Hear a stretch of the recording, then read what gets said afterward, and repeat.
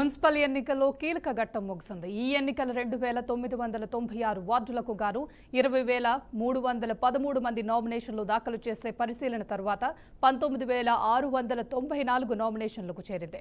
అయితే వీరిలో 6,701 మంది అభ్యర్థులను తమ నామినేషన్లను ఉపసంహరించుకున్న దీంతో బరిలో 12,993 మంది అభ్యర్థులు ఉన్నట్లు ఎన్నికల అధికారులు ప్రకటించారు. దీంతో పాటు ఇండిపెండెంట్ అభ్యర్థులకు ఎన్నికల అధికారులు గుర్తులను సైతం కేటాయించారు. ఎన్నికల ప్రక్రియలో 25% పని పూర్తయిందని అధికారులు చెబుతున్నారు. ఇక ఎన్నికల నిర్వహణలో కీలక అంశమైన పోలింగ్ పై అధికారులు ఫోకస్ పెట్టారు. పోలింగ్ శాతాన్ని పెంచడానికి అధికారులు కసరత్తు చేస్తున్నారు. పోలింగ్ కు అవసరమైన సిబ్బంది, బ్యాలెట్ బాక్సుల కేటాయింపు, పోలీస్ బందోబస్తుపై అధికారులు దృష్టి పెట్టారు. ఇదే అంశానికి సంబంధించిన పూర్తి సమాచారాన్ని మా ప్రతినిధి రామకృష్ణ లైవ్ ద్వారా అందిస్తారు. ఏదైతే దీనికి సంబంధించి మున్సిపల్ ఎలక్షన్కి సంబంధించి ఒక ఘట్టం ముగిసిందని చెప్పుకోవచ్చు. నామినేషన్ల ప్రక్రియ, ఉపసంహరణ, విత్డ్రాస్ ఏవైతే ఉన్నాయో అవన్నీ కూడా నిన్న 5 గంటలతో ఒక కంక్లూజన్కి అయితే అధికారులు వచ్చారని చెప్పుకోవచ్చు.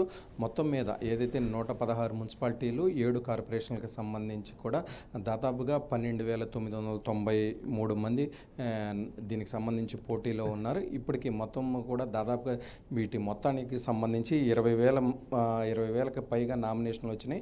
చివరికి స్క్రూటినీ తర్వాత మొత్తం కూడా 19,694 నామినేషన్లు అయితే ఇప్పుడు ఫైనల్ అయినాయి. సో మొత్తం మీద దీనికి సంబంధించి ఎన్నికల ప్రక్రియ అనేది ఒక 25% వరకు కంప్లీట్ అయిపోయింది. ఇక దీనికి సంబంధించి ఏదైతే ఫైనల్లో ఉన్నారో ఇండిపెండెంట్లు కావచ్చు, లేదంటే ప్రధానమైనటువంటి పార్టీ అభ్యర్థులు ఎవరైతే ఉన్నారో వాళ్ళందరికీ సంబంధించి కూడా ఇండిపెండెంట్ అభ్యర్థులకి కొన్ని సింబల్స్ కూడా రిలీజ్ చేశారు. ఎందుకంటే వాళ్ళు ఈ రోజు నుంచి ప్రచారంలో పాల్గొనాలి, ఖచ్చితంగా సింబల్స్ కూడా అవసరం ఉంటుంది. సో దానికి సంబంధించి సింబల్స్ కూడా అలొకేట్ చేయడం జరిగింది. సో మొత్తం మీద చూసుకున్నట్లయితే ఎన్నికల ప్రక్రియ వేగంగా జరుగుతుందని చెప్పుకోవచ్చు. దానికి సంబంధించి ఏదైతే అవసరమవుతాయో అన్నీ కూడా ఏర్పాట్లు కూడా అన్నీ చేశామని చెప్పి ఇప్పటికే చెప్పడం జరిగింది.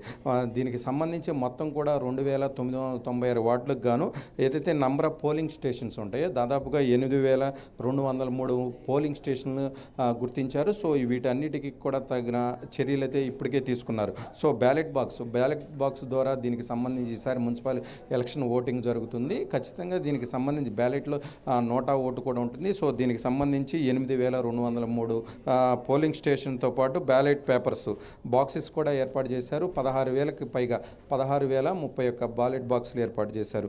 మొత్తం కూడా దీనికి సంబంధించి తర్వాత ఏదైతే ఓటింగ్ ఉంటుందో ఓటింగ్ తర్వాత వీటన్నిటినీ కూడా ఒక స్ట్రాంగ్ రూమ్కి తరలిస్తారు. వీటన్నిటిని కూడా 137 స్ట్రాంగ్ రూమ్స్ని కూడా గుర్తించారు. కౌంటింగ్ సెంటర్స్ 136, ఏదైతే ఈ స్ట్రాంగ్ రూమ్స్ ఉంటాయో 137. మొత్తం మీద చూసుకున్నట్లయితే దీనికి సంబంధించి ఎన్నికల ప్రక్రియ మాత్రం వేగవంతంగా చేశారని చెప్పుకోవచ్చు. దీనికి సంబంధించి ఎప్పటికప్పుడు ఎన్నికల అధికారులతో పాటు డీజీపీ ఎప్పటికప్పుడు దీనికి సంబంధించి మొత్తం పర్యవేక్షిస్తున్నారు. నిన్న డీజీపీ కూడా దీనికి సంబంధించి ఏదైతే జిల్లా ఎస్పీలు కావచ్చు, కలెక్టర్లతో కూడా వీడియో కాన్ఫరెన్స్ నిర్వహించారు.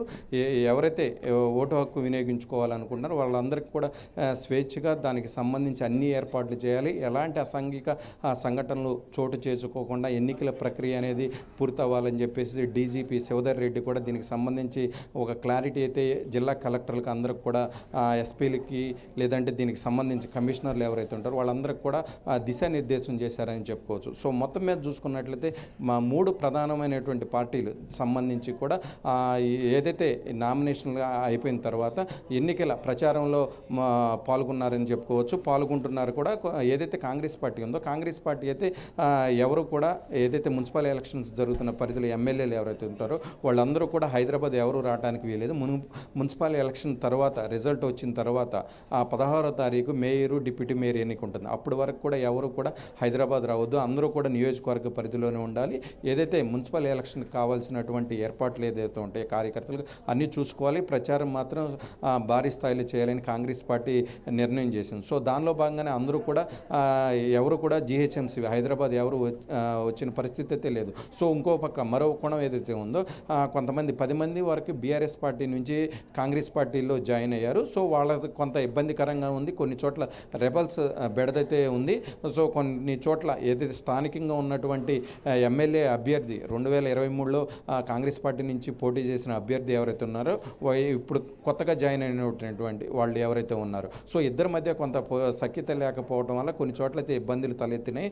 కొంతమంది అయితే బహిరంగానే జీవన్ రెడ్డి వంటి వారు మాత్రం చెప్పడం జరిగింది. సో మొత్తం మీద చూసుకున్నట్లయితే ఎవరైతే మేము అనుకుంటున్నామో ఎప్పటి నుంచో కాంగ్రెస్ పార్టీలో అంటిపెట్టుకుని ఉంటున్నారో వాళ్ళకి టికెట్లు ఇవ్వకుండా బీఆర్ఎస్ పార్టీ నుంచి వచ్చినటువంటి వాళ్ళకి టికెట్లు ఇచ్చారని కొన్ని చోట్ల చిన్న చిన్న సంఘటనలు జరుగుతుంటున్నాయి. సో వాటన్నిటిని పరిష్కరించడానికి నిన్న ముఖ్యమంత్రి రేవంత్ రెడ్డి కూడా వీటన్నిటి గురించి పిసిసి అధ్యక్షుడు మహేష్ కుమార్ గౌడ్తో పాటు మంత్రులతో భేటీ అయ్యారు. ఇలాంటి ఏవి జరగకుండా తగు చర్యలు తీసుకోవాలి, ఎవరైతే దీనికి సంబంధించి రెబల్స్ ఉంటారో వాళ్ళందరినీ కూడా సైలెంట్ చేయాలని చెప్పి చెప్పడం కూడా జరిగింది. సో మొత్తం మీద బీఆర్ఎస్ పార్టీ అయితే మాత్రం దీనికి సంబంధించి కూడా 2 ఏళ్ల పాటు ఏ విధంగా కాంగ్రెస్ పార్టీ హామీలు ఇచ్చిందో అవేవి హామీలు నెరవేర్చలేదు.